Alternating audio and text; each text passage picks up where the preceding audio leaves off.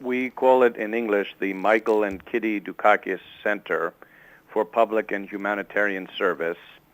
And our principal goal is to inspire young people to take a constructive view of public affairs, to try to become involved in a meaningful way in public life, and perhaps not be so cynical about politics and about the public sphere.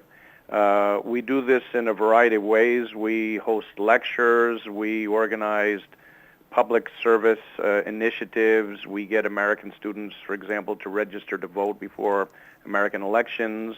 We've done a number of community service initiatives, a big recycle drive in the center of Thessaloniki a few years ago. We helped rebuild a school for Roma children in Thessaloniki last year. We do a variety of projects like this. It's rather common in American universities to find this sort of a center. It's a little more novel, perhaps, here in Greece, and we're doing what we can to improve the lives of our fellow citizens. Do you find response? The young people love it. We reach out to the students at the public universities, Aristotle University of Thessaloniki and the University of Macedonia, and we get a good number of those young people also to come and take advantage of the resources that we put at their disposal. And I find that there's a tremendous thirst for meaningful public action among young people.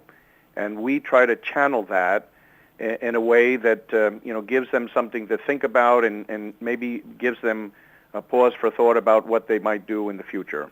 You recently held a symposium on the issue of political reform in Greece. Could you tell us what were the main points that came out of the symposium? Well, the view first was to gather people to whom, let's say, citizens and residents of the city of Thessaloniki don't have regular exposure. So we brought a number of Greek colleagues from other parts of Greece. We brought Nikiforos Diamandouros, a great Hellene from Brussels. He's now the European Ombudsman. And I reached into my own personal network of professional acquaintances to bring people from the UK and from the United States. And we put all of those people under one roof for 2 days to have a frank and direct and open conversation about what is happening in Greece and what kinds of things ordinary citizens and concerned citizens might do to improve the situation, not only with regard to the current problems that Greece faces, but also with regard to the long-term development of the country. And we did this in part so that, let's say, people living in Greece understand that there are problems in other parts of the world also. Of course, we're watching the news to see what happens in Italy, but there are tremendous problems in the United States and in other countries in the European Union as well. And the view was the goal was really to get people to think that maybe things aren't so bad in Greece, and certainly Hellenes are not alone in the problems they face. We wanted to stimulate young people, once again, to think about how they could contribute, to give them a positive sense of actions they could take. And we wanted specialists to come together and hear one another in a forum that perhaps they wouldn't have access to otherwise.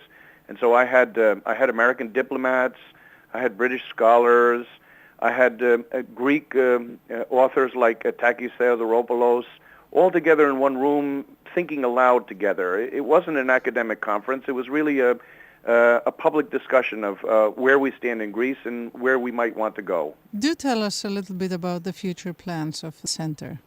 Well, we have a number of public initiatives which we have planned. Every year our students design and implement a community service project, and so we're looking forward to that in the spring.